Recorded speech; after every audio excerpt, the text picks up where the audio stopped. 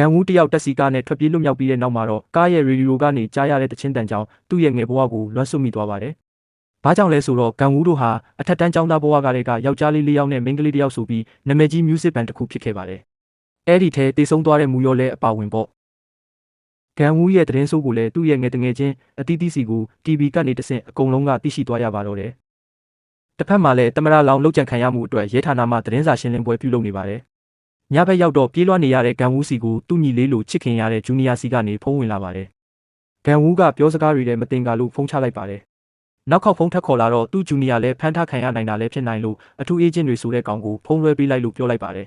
။ကန်ဝူးကငါတရားခံမဟုတ်ဘူးငါလောက်တာမဟုတ်ဘူးလို့အေဂျင့်ဆိုတဲ့တယောက်ကိုပြောတော့တရားခံမဟုတ်ရင်မျက်နှာချင်းဆိုင်တွေ့ရအောင်လို့သူ့ကိုပြန်ပြောပါတယ်။ကန်ဝူးကလည်းမင်းနောက်မှာ CCTV ကိုတွေ့လာမိလိုက်ပြီးမင်းကဂျူနီယာကိုတခုခုလောက်တာနဲ့ဒီမှတ်တမ်းကိုငါအခုပဲရဲစခန်းကိုတွားပြပြီးတိုင်မယ်လို့ပြောတဲ့အခါမှာတော့အထူးအေဂျင့်ဆိုတဲ့လူတွေကပြန်လဲဆုတ်ခွာသွားပါတယ်။ပြန်ဆုတ်သွားတာမြင်ပြီးကန်ဝူးလဲဝမ်းသာနေတဲ့အချိန်မှာတော့ရုတ်တရက်မထင်မှတ်ပဲလူတယောက်ကသူ့ရဲ့ဂျူနီယာကောင်လေးရှိရာအခန်းထဲကိုတန်တုပ်ကြီးတစ်ချောင်းကင်ပြီးဝင်လာပါတယ်။အဲ့ဒီလူလဲတဖြည်းဖြည်းကောင်လေးနားကိုရှောက်လာပြီးအနားရောက်မှာတော့တစ်ချက်တည်းရိုက်တက်လိုက်ပါတယ်။ပြီးတော့အဲ့ဒီလူက CCTV နားတဖြည်းဖြည်းတိုးလာချိန်မှာတော့အေဂျင့်ဆိုတဲ့လူကကန်ဝူးကိုတွေ့လာမင်းဂျူနီယာကိုမင်းတက်လိုက်တာစုပြီးပြောလိုက်ပါတယ်။ CCTV ထဲပေါ်လာတဲ့ရုပ်ကကန်ဝူးနဲ့တစ်ထပ်တည်းတူတဲ့လူဖြစ်နေတာကြောင့်ကန်ဝူးလဲနားမလဲချင်းများစွာနဲ့စောက်တရားမရကြောက်လန့်ပြီးပြေးပါတော့တယ်။ရုတ်တရက်ဆိုသလိုသူ့ရဲ့အနောက်ကိုအရိုက်ခံရပြီးလူတစ်ယောက်ဖမ်းသွားတာကိုခံရပါတော့တယ်။အဲ့ဒီလူကအခြားလူတော့မဟုတ်ပါဘူးအစိုးရအဖွဲ့အစည်းရဲ့ရဲမင်းကြီးဆိုတဲ့လူဖြစ်နေပါတယ်။ကားပေါ်တင်ဖမ်းသွားပြီးနောက်ရဲမင်းကြီးဆိုတဲ့လူကကန်ဝူးကိုမင်းကသမရလောင်းနဲ့မင်းတငယ်ချင်းကိုတတ်တဲ့လူပဲလို့ပြောပါတယ်။ကန်ဝူးကလည်းကျွန်တော်တက်တာလုံးဝမဟုတ်ဘူးညင်တဲ့အချိန်မှာတော့သူတို့ကကန်ဝူးနဲ့တပုံစံနဲ့တူတဲ့လူတစ်ယောက်ကမှုခင်းဖြစ်တဲ့နေရာမှာဖုံးပြောပြီးဝန်ခံထားတဲ့ဗီဒီယိုဖိုင်ကိုချပြလိုက်ပါတယ်။ကန်ဝူးကစက်တိုက်ညင်းနေချိန်မှာပဲရဲမင်းကြီးဆိုတဲ့လူကဟုတ်တယ်ငါတို့ကလှုပ်ဆက်ဖန်တီးထားတာ။မင်းကစံပြနိုင်ငံသားလဲဖြစ်နိုင်တယ်လို့လူတက်သမားဖြစ်အောင်လဲငါတို့ဖန်တီးလို့ရတယ်။မင်းဝန်ခံမပေးရင်မင်းနဲ့ပတ်သက်သူတွေတယောက်ပြီးတယောက်တေးရမယ်လို့အပြင်းထန်ချင်းချောက်ပါတော့တယ်။အဲ့ဒီအချိန်မှာပဲသူတို့ဖမ်းဆီးခေါ်ဆောင်သွားတဲ့လမ်းမှာကားအမဲကြီးတစ်စီးကဘေးနားကပ်လာပြီးတိုက်လိုက်ပါတယ်။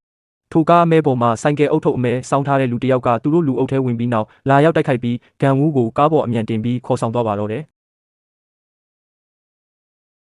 သူ့ကိုခေါ်လာတဲ့လူကကိုရီးယားမှာစုစုပေါင်း CCTV အလုံးပေါင်း10တန်းကျော်လောက်ရှိတာမို့မင်းပြေးလဲဘလို့မှမလွတ်နိုင်ပါဘူး။အကောင်းဆုံးကတော့ငါအခုခေါ်လာတဲ့မိန်လာရေပိုင်းလိုင်းပဲလို့ကန်ဝူးကိုပြောပြပါတယ်။အဲ့ဒီနောက်ကန်ဝူးကသူ့ကိုမူရောနဲ့ဘလို့ပတ်သက်လဲ။မူရောကတေးပြီးပြောပြတော့ထိုလူကမူရောတေတာမင်းကြောင့်မင်းကမူရောကိုတတ်လိုက်တာ။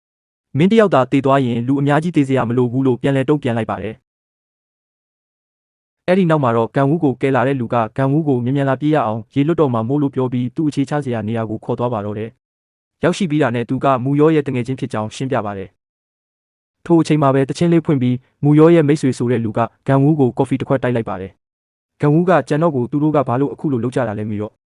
မင်းကစံပြနိုင်ငံသားစုရထားတယ်လို့ပုံရိပ်လဲမြင်တော့တာမန်ရိုးလူဆိုလူတွေကစိတ်မဝင်စားပဲမယုံကြည်နိုင်တာမို့မင်းလိုနာမည်ရှိတဲ့လူကိုရွေးချယ်ပြီးလုပ်ကြံတာဖြစ်နိုင်တယ်လို့ပြောပြပါတယ်။အဲ့ဒီအချိန်မှာပဲထိုလူတိုက်တဲ့ကော်ဖီကြောင့်ကန်ဝူးလဲအတိတ်တွေကြောင့်ပြန်မြင်အောင်ရင်အိပ်ပျော်သွားပါတယ်